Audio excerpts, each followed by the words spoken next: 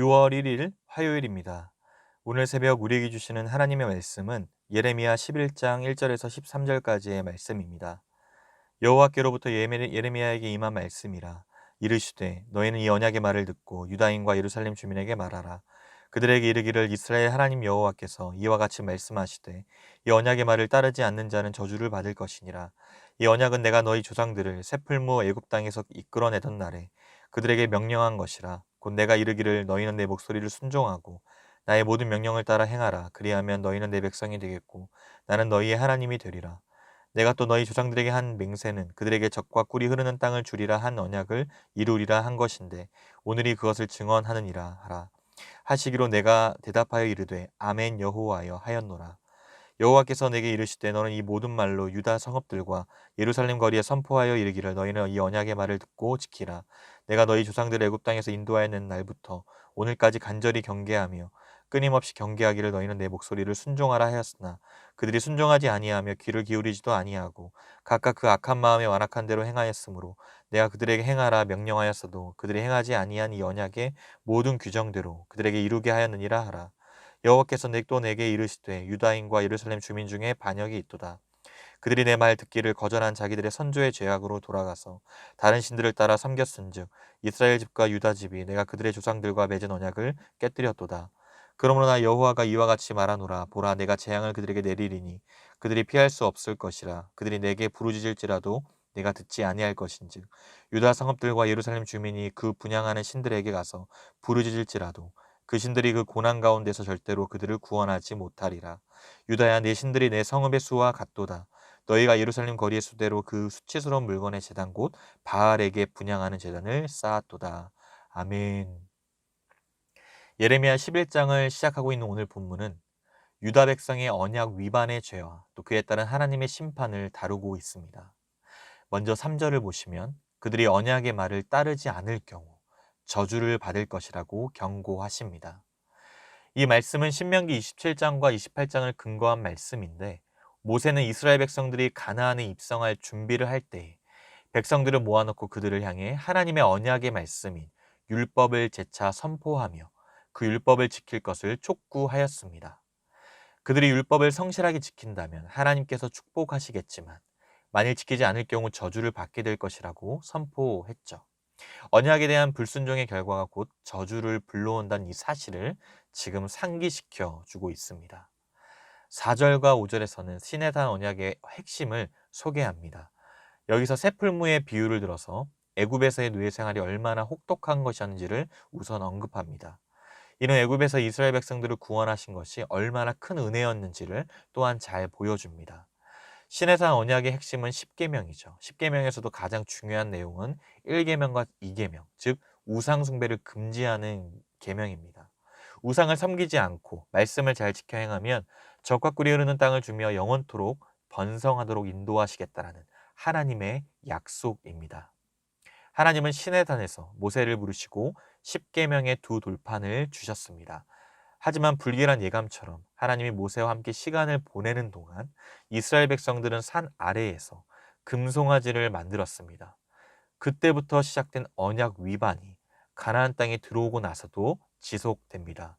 그들은 40년 광야 생활을 통과하여 가나안 땅에 들어왔습니다. 하나님께서 약속하신 대로 젖과 꿀이 흐르는 땅을 차지하기는 했지만 결국 하나님과의 맺었던 언약을 파기하고야 말았습니다. 유다 백성들은 하나님 말씀에 아멘으로 화답만 하고는 하나님의 명령을 거역하였고 다른 신을 숭배했던 것이었죠. 하나님은 언약 파기의 원인을 오늘 8절에서 말씀하십니다. 그들은 순종하지도 않고 귀를 기울이지도 않았으며 그 악한 마음에 완악한 대로 행하였습니다. 그들이 순종하지 않는 이유는 귀를 기울이지 않아서이며 귀를 기울이지 않은 이유는 마음에서부터 하나님과 멀어졌기 때문임을 강조합니다. 이 순서는 매우 중요하죠. 행동으로 순종하지 않는 것은 듣지 않음의 문제이고 듣지 않는 것은 마음으로부터 이미 들으려고 하지 않았기 때문입니다. 문제는 마음이었던 것이죠. 결국 그들은 하나님으로부터 마음이 멀어졌기 때문에 우상을 숭배했던 것입니다. 예레미야는 이스라엘이 여호와와 맺었던 이 은혜의 언약마저 지키지 못할 정도로 그들이 무능함을 비난합니다. 마치 오늘날 하나님 말씀에 순종하는 것과 하나님과 친밀한 관계를 유지하는 데는 관심이 없으면서 오로지 하나님의 축복만을 바라는 신앙의 자세를 지적하는 것처럼 보이죠. 하나님과 언약을 맺는다라는 것은 언약을 준수한다는 뜻이고, 하나님과 맺은 언약을 준수한다는 것은 하나님과의 그 관계, 주의 백성과 관계가 형성되어지고 그 관계를 통해서 하나님의 축복을 기대할 수 있습니다. 그러나 이러한 내용을 다시 선포해야 할 정도로 유다의 우상 숭배는 매우 심각했고, 그들의 선조들이 시내산에서 맺은 언약을 스스로 파괴하는 행위를 저지르고 있었습니다. 그러므로 언약의 규정에 따라서 하나님은 유다 백성들에게 저주를 내릴 수밖에 없었습니다.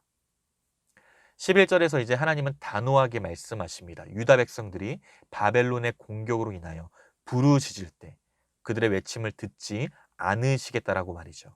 이것은 여호와 하나님과 시내산 언약을 맺었던 출애굽한 이스라엘 백성들과 정반대되는 상황입니다. 애굽에서 고역으로 어려움을 겪던 이스라엘이 탄식하며 부르짖었을 때 그 부르짖는 소리가 하나님께 상달되었어요. 그래서 하나님은 이들의 부르짖음을 들으시고 모세를 보내셔서 출애굽시킨 반면, 다른 신들을 섬겨 언약을 파기한 유다 백성들의 부르짖음을 절대 듣지 않으시겠다라고 선언하십니다. 그러므로 하나님이 보내신 재앙을 결코 피할 길이 없는 것입니다. 그들이 재앙을 피할 수 없는 또 다른 이유는 하나님께 돌이키지 않고 끝까지 우상을 향해서 부르짖었기 때문입니다. 12절에 보시면 하나님의 심판을 당하는 상황에서도 분별 없이 기존에 늘 하던 대로 우상에게 찾아가서 희생제물을 바치고 향을 태우며 부르짖고 있습니다. 그러나 그들이 찾아간 우상은 그들을 구원할 능력이 없죠. 자신들의 성읍 수요만큼이나 많은 신을 숭배하였고 예루살렘의 거리 숫자만큼이나 많은 제단을 가지고 있었음에도 아무 능력이 나타나지 않습니다. 헛된 우상을 섬기는 바로 유다 백성들의 삶이 얼마나 타락했는지를 반증해 주고 있습니다. 하나님은 시내산에서 이스라엘 백성들에게 처음 언약을 맺으시면서 십계명을 주시기 전에 자신을 이렇게 소개하셨습니다. 출애굽기 20장 2절에 나는 너를 애굽 땅 종되었던 집에서 인도하여 낸 내 하나님 여호와니라. 천지를 창조하신 하나님, 전능하신 하나님이라고도 말할 수 있었지만 하나님은 그런 말 대신에 애굽에서 구원하신 바로 구원의 하나님으로 자신을 소개하셨습니다. 순종의 비밀이 바로 여기에 있습니다. 하나님은 이스라엘 백성들이 애굽에서 노예였음을 기억하길 원하셨죠. 애굽에서 벽돌을 쌓다가 죽을 수밖에 없는 존재였음을 기억하게 하신 겁니다. 순종은 율법의 난이도에 달려있는 것이 아닙니다. 나의 정체성을 어떻게 인식하느냐에 달려있죠. 십계명 이 서언을 기억할 때 율법을 즐거움으로 순종할 수 있습니다. 죄인된 마음을 기억해야 기쁜 순종이 가능하죠. 우리 모두도 죄의 노예였어요. 죄는 지긋지긋할 정도로 끔찍합니다. 예수님을 죽이는 방법 외에는 처리할 방법이 없었기 때문입니다. 죄의 형벌에서 벗어난 것만으로 천만 다행을 느낀다면 하나님의 자녀임을 인식함과 동시에 내가 죄인이었음을 철저히 깨닫는 은혜로 말미암아 순종의 능력이 나올 수 있습니다. 내 삶의 불순종과 불평의 핑계 속에서 숨겨진 나의 높아진 정체성이 있다면 다시 마음을 새롭게 하여서 내가 죄인이었음을, 내가 죄의 철저한 노예였음을 깨달아 언약 백성으로서의 정체성을 지키며 마땅히 주의 말씀에 순종하는 삶이 되기를 간절히 바랍니다. 사랑하는 성도 여러분, 오늘 하나님께 대한 유다의 반역은 분명합니다. 그들은 의도적으로 고질적인 반역을 꾀하였고 하나님께서 선지자들을 통해 돌아오라고 수없이 권고하는 말씀마저도 거역함으로 기어이 언약을 파기했던 것입니다. 그뿐만 아니라 유다 백성들의 우상 숭배는 일상화된 삶의 일부였을 정도로 매우 심각하고 습관화되어 있었습니다. 우리는 하나님의 말씀과 믿음의 선조들의 삶을 통하여서 자신의 위치 또 현재의 삶을 돌아보지 않을 때 하나님의 의도와는 전혀 다른 형식적인 신앙생활이 됨을 깨닫습니다. 그러므로 끊임없이 말씀 앞에 나 자신을 돌아보고 언약 백성으로서 정체성을 온전히 지키며 하나님께만 영광을 올려드려야 합니다.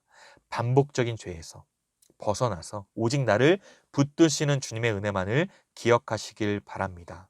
교만하고 완악해진 우리의 마음을 우리 주님께서 새롭게 하실 줄 믿습니다. 언약에 대한 순종을 통해 하나님의 풍성한 복과 구원의 은혜를 더욱 깊이 경험하시는 우리 모든 성도님들의 삶이 되시기를 주님의 이름으로 축복합니다. 기도하겠습니다. 하나님 아버지, 은혜와 사랑을 감사드립니다.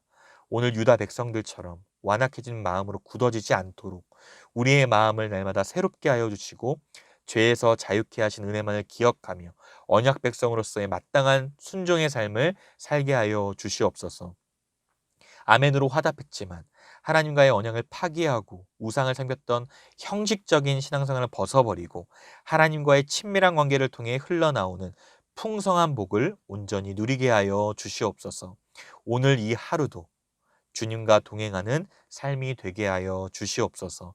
감사드리며 살아계신 예수 그리스도의 이름으로 기도드리옵나이다. 아멘.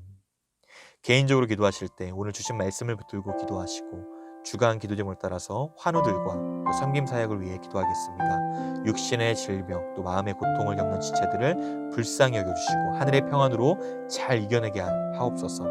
치유와 회복의 소식이 들려오게 하옵소서. 섬김 사역을 통해 그리스도의 몸된 공동체가 우리 교회가 더욱 아름답게 세워져 갈 수 있도록 마지막으로 코로나19 신부산교회 공동기도문으로 함께 기도하겠습니다.